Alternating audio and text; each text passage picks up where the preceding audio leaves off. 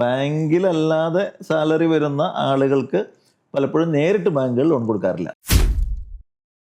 നമ്മുടെ നാട്ടിൽ സ്ഥിരമായ ഒരു അക്കൗണ്ടിൽ വരുന്ന സാലറി ഇല്ലാത്ത ആളുകളുണ്ട്. അപ്പോൾ ചില സമയത്തൊക്കെ അവരുടെ വരുമാനം കൂടുതലായിരിക്കും, കുറവായിരിക്കും. അപ്പോൾ സാലറി സ്ലിപ്പ് ഉണ്ടാവില്ല, അവർ IT ഫയൽ ചെയ്യുന്നുണ്ടാവില്ല. പക്ഷെ അങ്ങനെയുള്ളവർക്ക് പല പ്രൈവറ്റ് ബാങ്കുകളിൽ ലോൺ കൊടുക്കാറുണ്ട്.